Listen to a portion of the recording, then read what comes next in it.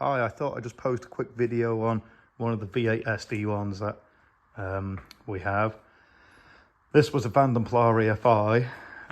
It's undergoing a 4-litre GEMS engine swap at the moment. The original engine that was in it died 8 years ago. This is actually the first SD1 I ever bought. It's the one that I've owned the longest. I've had it getting on for 10 years now. It's been my daily driver numerous times throughout its life. This time I've decided to opt away from a 3.5 or a 3.9. I've gone for a GEMS. I've ran GEMS engines before, but I've converted them over to running the Lucas ignitions. This time I'm going to keep it with the GEMS system on top.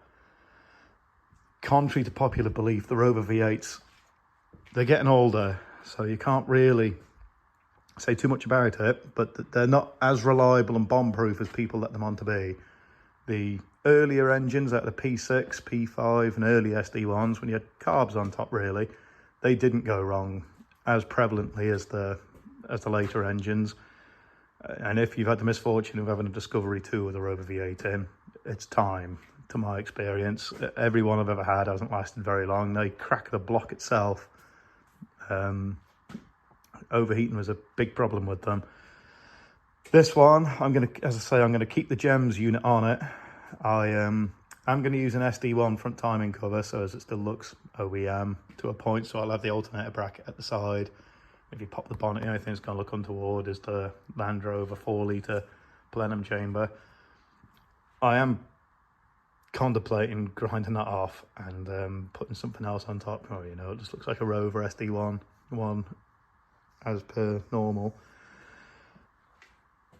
This engine, it's only a test fit at the moment. This engine's documented 28,000 miles. It came out of a P38 from a local breaker's yard. I've heard it running. There's nothing untoward with this engine. The car was originally an automatic. I've swapped it numerous times between the two, depending upon what engines and gearboxes I've had laying around, because she has eaten engines. That'd just be the 12th engine I've put in her, and that's not an exaggeration. I do drive it like I stole it normally, but they aren't fantastic unless you're going to get a rebuilt one, and then you can rag them around a bit, but it's still an old-fashioned type of engine. The SD1 cooling setup isn't too bad, but on the later P38s, they were designed to run hotter, so they don't take the abuse quite the same. That's when you start getting blown head gaskets, warped heads, slip liners. Though saying that, the 14 Lucas injection system, I've had quite a lot of them go in Vitesses and EFIs. Normally, what it is number 8 and number 7, they slip liners. I guess it's probably because of the temperature at the back next to the bulkhead, and maybe the water doesn't circulate well enough there. But normally, and to be honest, I've never been lucky enough to not have it snap the little alley steps off the bottom of the liners. It's always been a dead engine each time. I have ran a GEMS engines in this before, but not with a GEMS intake. I've converted them over to the SD1. So I've had a 4-litre effectively running a 3.5 intake and timing cover with the distributor setup, just the internals of the engine of a 4-litre. It's got a Vitesse manual box in her. The manual box, I don't really have all that much history on. As I say, this is just a test fit. I wanted to make sure that the plenum chamber wasn't going to rub on the bonnet. So I know it doesn't now, it's all fine. I'll take the engine back out. To anybody that's thinking about doing a Rover V8 GEMS swap into a Capri or an SD1 or anything really, there's a lot of information online about Rover V8s. Massive cult following. I do understand it. They are phenomenal engines when they're good, and they're absolutely awful engines when they're bad. And to my experience, you don't really get any middling. When it goes wrong, it's catastrophic, but it doesn't often happen that they go wrong. You can give them unbelievable punishment. You can never bother servicing them. You can burst a radiator hose, drive 100 miles, and they soak it up. They'll keep running, but they are, you know, they are fragile. But to run a gem system in anything, the cheapest way in order to do it is what I'm going to do with this SD1. I'll explain why a little bit later on in the video. So you have your manual SD1 flywheel. This came courtesy of Simon Pearson in the SD1 club. And this is out of one of the Breaker P38s. So this is a flex plate out of an automatic, 4 litre or 4.6. And this is your signal ring. As you can see, it's riveted onto the flex plate. Rover V8 developments, if you Google them, you'll see them. They actually have a jig to place these flywheels into them.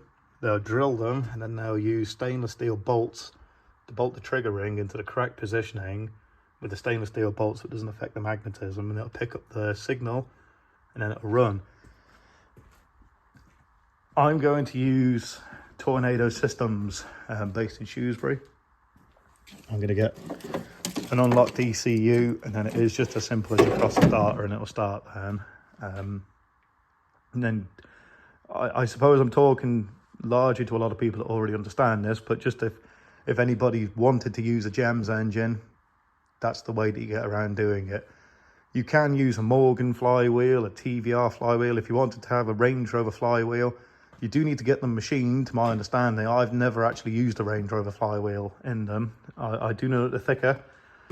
I don't know if it affects the clutch movement, but the method that I've just stated, using an SD1 manual flywheel or a Range Rover Classic manual flywheel, is the cheapest way that I've seen to run a GEMS intake system. So this SD1 has got a bit of a mission coming up soon. It's quite a sad story. I will post a full feature video on it, probably quite a long one, probably about an hour. She's very tidy in terms of rot. There is no rot on it. It's an exceptionally tidy one. Funny enough, it was shot with an air rifle 10 years ago when I bought it, and I've just never bought. I've always used her as my daily. She's just on and off been used as a daily, and I've not given her maybe the love and attention it probably would do to an SD1. I just sort of treated her as a car, and my intentions were that I was going to stick a rebuilt engine in. I turned out using one of my core engines because, well, as I say, it become a bit more evident in the video that's going to feature her. I've got a front and rear bumper, so the cracked bumpers on the front and rear, the front one's already been removed, hasn't it? They'll be replaced. I'll give it as good a polish as I can, but as I say, it's not really a rotten car, this isn't. She's very tidy. In terms of spec, for anybody that's interested, as I say, it's a Vanderpool FI, one of the very rare few ones that didn't get the leather interior for some reason. One of the very rare few ones that didn't get climate control and didn't get cruise control. It's effectively a Vitesse Auto. As I say, this is just a test fit for the engine. So I am going to whip the engine back out. As I say, I've got to send the flywheel off to get machined. I plan on having her back on the road by the end of the month. I did have a running a month ago. I put just a normal 3.5 litre out of an SD1 in her. I was going to run her with an auto box, and then I decided to take it out. And then I was approached by somebody that has got a lot of history of SD1s. They used to drive one in the 70s through to the 80s, and Range Rover Classics. But I don't want to give too much of it away because it is quite a heartfelt story, and well, it's actually quite an incredible story what the man's got to say. I've got the chrome covers as well. They're in the boot of her. All the shenanigans on the front, that's all in the boot. Aside the bonnet, the bonnet's down at the bottom of the shed. So yeah, I thought I'd just post a quick video on a V8, as everybody does associate the Rover SD1 with the V8. I'll be honest, as controversial as this may sound, I actually preferred 2600 engines. They somehow are just better in almost every way, except for maybe the V8 has a bit of an edge on them with performance. If you've got a good 2600 manual and you pit it up against a V8S or a manual V8 that isn't an EFI, there's nothing really much in it, aside the fact that the V8 makes a lot more noise than the 2.6. I understand that Tom Drives is starting to look at retuning a 2600, which I'm following with a lot of interest because myself and my friend, we've had numerous 26s, and we've both really kind of acknowledged that they are better engines in some ways than the V8s. I also saw the other day in the club that I can't remember which company it is, whether it is RPI, somebody started to look at the making reproductions of the Jap Speed single turbo setups for the 2.6s, and they're starting to reproduce them. That'll be very interesting. As soon as that comes out, I'm buying one of them kits. And because I've always been curious what a 2.6 turbo would be like, and I can only imagine it's mind-blowing. I bet they are fast. I've also, over the years, been toying around with the idea of fitting EFI onto a 2600. As I bet it would bring the engine into being quite a modern engine. So if you were to have an EFI turbo, Christ, for what you'd pay for a Rover V8 and the modifications that you could throw at it versus a 2600 engine, I bet there's not much in it. But I suppose this is more of a video for V8 SD1s. Everybody's got a rather large following for the Rover V8. The SD1 was one of the very last production cars to have the Rover V8 fitted to it. It was built in Britain. Yeah, so I also want to say I can't really express how happy I am that people have subscribed like they have. I didn't think that these cars would have such a huge following. Obviously, I know that they've started to get a semi-cult status, and the fact that they used to be police cars, and well, they obviously have been in Snatch, they've been in numerous films. Cruella de Vil, I was the only person in the cinema that started shouting joys of excitement at the end of the film when the P6 police cars get turned over to SD1 police cars. So I do feel that their time is coming now. If not, it's already arrived. I was always very large into Capris, but after driving a Ford Capri daily for some years, there's no comparison. Just none. A Granada, not even a patch on an SD1. Speaking as somebody that's had some Boschty Fords, I've had Sierra Cosworths and stuff. The equivalent Rovers are nothing to be snibbed at. They're impressive cars. This one, I didn't do any of this, by the way. It's been like this for the past 10 years. The red oxide on the inside. Another pretty typical thing that you get with Series 2 SD1s. Series 1s, I noticed, don't really suffer with it the same. But the tips at the bottoms of the doors on most about all Series 2s are going. This is one of the rare ones that all the electric windows work, the electric sunroof, everything works on this, and it always has done. This is about the longest period of time she's been off the road without being used. As I say, I used to daily drive her. I've done hundreds of miles in her.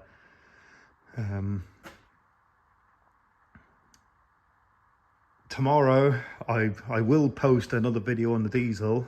I appreciate that a lot of people probably would find the V8 more interesting, but I suppose for my own selfish interest, I am itching to get into the diesel. I've been quite busy. I've been quite busy over the past few days. I still haven't actually got it into the shed yet. It's been a bit non-stop, really. I've not had a spare minute to even think to myself. So this will be running imminently. So I'm going to pull the engine out. I'll film every piece of putting the GEMS V8 into it. I can't actually give a big enough reason as to why you would want to put a GEMS in as opposed to the regular Lucas intake V8s. These are more peppy, arguably better on fuel. The fuel injection system is unbelievably more modern. If ever they were to start bringing catalytic converters and emission controls into classic cars, naturally you just buy a set of sports cats, and these would be compliant because P38s were compliant. And I'll go through a lot of other things as well, like for example, this wire and loom that came with the engine is naff. Like somebody, they cut the alternator cable. I didn't, it just came like that. If you can land on one, they are very rare. A Discovery 1 export to America engines, the loom for the ECU. So on the European ones, obviously your loom's here, and people have to fabric hobble their way to sticking it next to the battery tray. If you have an American Discovery 1 V8, or is it Discovery 2? It could be Discovery 2. The loom reaches round, you can stick it through back to where it is meant to be on the Van der Polaar EFI. I'll do a bit more of an in-depth analysis, as I have actually ordered exactly one of them looms, and I'll be frank with you, it is very expensive. It's more expensive than a flywheel, more expensive than the engine was. And I'll also talk through people swapping the timing covers, but it's a bit old hat. There's numerous videos out there on YouTube. Incalculable amounts of Rover V8 videos and quite a lot of Vitesse videos. I don't really know about Van der Polaar EFIs. In some ways, it is a shame that I'm not going to stick it back to original and have the GM180TT in there, because they're not as documented as the Vitesse. Maybe in the future I will. Maybe this engine and box will come out and I'll convert it back to an auto and I'll have her as she left the factory, but probably not. I do just use and abuse this one. And that's largely my stance with it. I don't want people to follow my channel and that, you know, just take pride in my car. I'd like to inspire somebody to go out and find an SD1 that's been left in a garage somewhere, or a cheap one on eBay, or left in a field, or whatever. And it's completely irrelevant as to what engine's in it. You know, I'm not a purist by any stretch of the imagination at all. I think it would be a shame if you were to buy a diesel and then you would stick a V8 in it. That would be a shame. They are quite rare. It would be a shame to do it to a 2 litre. But I'm not a purist by any stretch. If you're going to drag an SD1 out that's falling to pieces and you're willing to put the time and effort into it, put whatever engine in it. It makes no difference to me. It'd just be nice to... I see them as pieces of history. This was when Britain used to produce things. You know, this is up there with the pinnacle of our manufacturing prowess. The SD1 won loads of awards throughout its lifespan. It did well racing. And it got a name, really, that it didn't deserve. So I deal in classic cars. I don't actually deal in Rovers as such. But I got a lot of cars of all sorts of brands, but the Rovers, I generally just collect them for my own personal collection. I bought an SD1 that had been sat in the field, and the SD1 had been off the road for 2 years longer than the Passat. They were both 80s, and they'd both been parked up. They were both parked up in the 80s.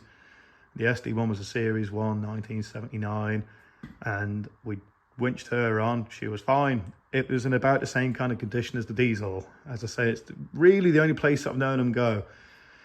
I've seen them go in a scuttle. I think that one probably did go in a scuttle in the battery tray. But it wasn't a basket case. The Volkswagen, she snapped in half. It literally bananaed in half along the B-pillar, crumpled the roof, clunk. And she was just a parts car. She was just scrap. So when people start telling me, oh yeah, you know, the rot boxes, they really aren't. The electrical faults, it was a car that was vastly ahead of its time. It's unbelievable that you'd have electric heated wing mirrors on a car from, well, 1976. It's unbelievable. And to be fair, a lot of that stuff doesn't work. A common fault is the rear windows rarely works. The window seals let water get onto the motors. Same with the front ones, but the rear ones do suffer with it worse than the front ones. All of these faults as I say, it was a car vastly ahead of its time, and that is the story of the SD1. It was just way too modern. It tried to do too many things, and some of it obviously succeeded in. Anybody that's had one does generally say, yeah, they were a good car.